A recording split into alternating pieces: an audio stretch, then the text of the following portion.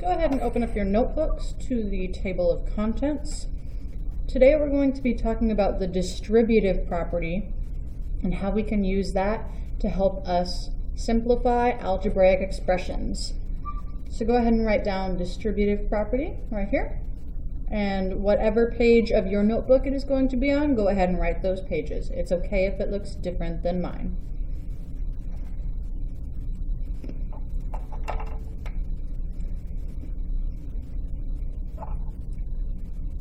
Remember, you may pause this video at any time if I'm going too fast. You can rewind this video at any time if what I'm saying doesn't really make sense to you. All right. Once you've got that, go ahead and turn to pages 23 and 24.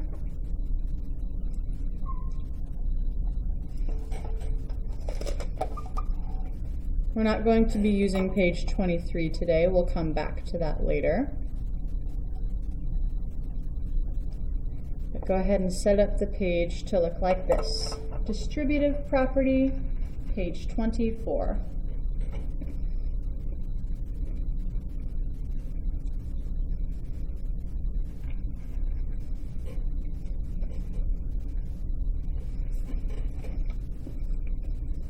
All right, we're going to do a couple example problems together.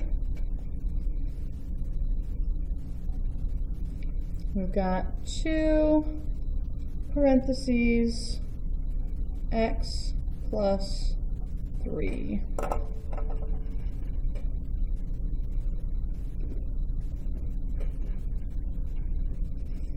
Now, I've mentioned multiple times that mathematicians can be lazy. And they oftentimes don't write a multiplication symbol and just leave it invisible.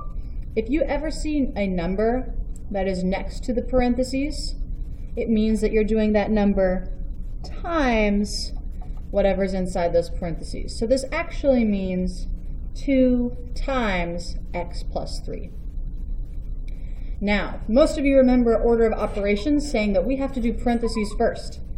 But I cannot add x and 3 together because I don't know what x plus 3 is, and I know that x's are different than a 3. I cannot add those together. So here's what I can do. I'm going to look at this, and it's 2 times x plus 3, but I know the times symbol can also mean groups of. So I'm going to rewrite this as 2 groups of x plus 3.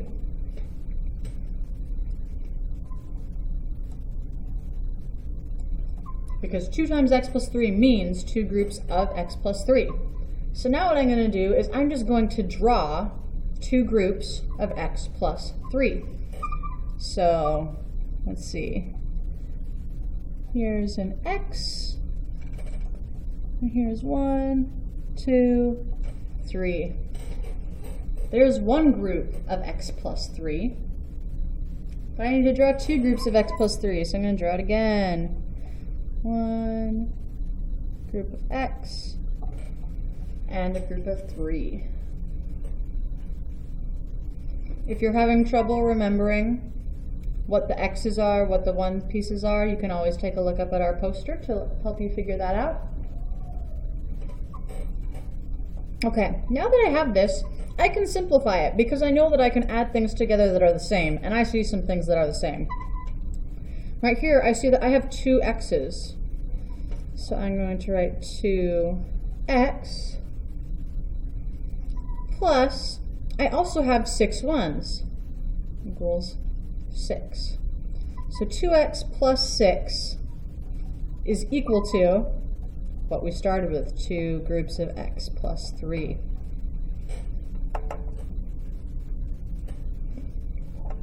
So by drawing it out and thinking of it as 2 groups of x plus 3, we were able to simplify this. And we can't simplify this anymore because x's are not the same as 1s over here. Let's try another example. Let's do 3 times 2x plus x squared.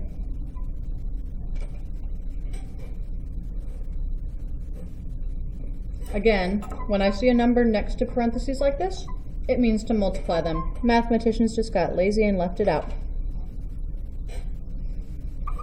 Usually we'd want to do what's in the parentheses first, so I'm going to check to see, can I do what's in the parentheses first?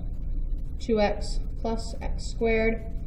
I cannot add x's and x squareds together, so I can't do the parentheses. But what I can do is think of this as 3 groups of 2x plus x squared. So what I'm going to do is I'm going to draw 3 groups of 2x plus x squared. There's 2x and an x squared. There's one group. 2x plus x squared. There's another group. And 2x plus x squared. There is our third group. So we drew 3 groups of 2x plus x squared. Now that we've got this, I know I can simplify that because I can add things together that are the same. Here I see a bunch of x's. Let's count them, 2, 4, 6. We've got 6x plus, we also have 3x squareds. 3x squareds. And I know that that is going to be the same as 3 times 2x plus x squared.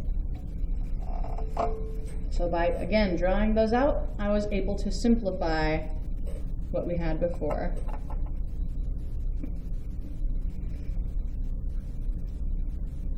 Now, mathematicians figured this out, but mathematicians also love finding shortcuts. Today in our work, you're going to need to do some problems where you draw it out, and this may make more sense to you. However, you may also use a shortcut to help simplify what we've got here. Okay, so you're gonna write shortcut, because mathematicians love shortcuts.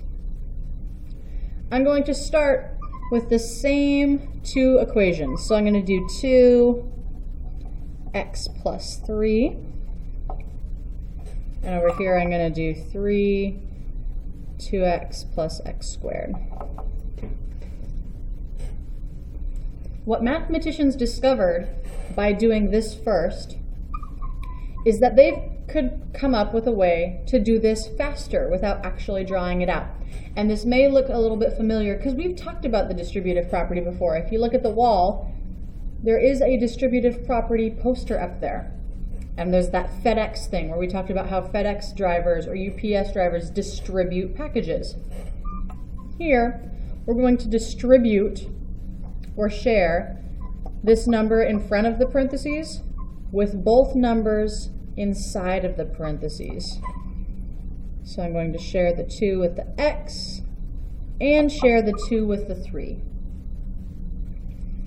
So that means I'm going to do 2 times x, which is just going to be 2 x's, because it's 2 groups of x. So I get 2x plus 2 times 3. The reason I have a plus here is because the plus is right here. If it was a minus sign, I'd write a minus sign. But it's not, so I write plus. Then I do 2 times 3 equals 6. You'll notice I got the same answer as I did right up here. But I had to share the 2 with both numbers in the parentheses. Let's try it again over here. I have to share the 3 with both numbers in here. 3 times 2x. I can just multiply the 3 and the 2. So I get 6x plus 3 times x squared, or 3 groups of x squared. It'll just be 3x squared. And I can look up, and that's also what I got from my picture. On the work that you're going to do today, there will be some that require you to write it out like this and to draw it like this. There will also be some that say you can use the shortcut if you'd like. If the shortcut is more confusing for you, you do not have to use it. You can continue to draw this out. If you prefer the shortcut, that would be okay as well. Just remember with the shortcut, The number in front of the parentheses needs to be shared with both numbers inside, and you need to keep whatever sign was already here. If it's an addition sign, you keep it addition. If it was subtraction, you keep it subtraction.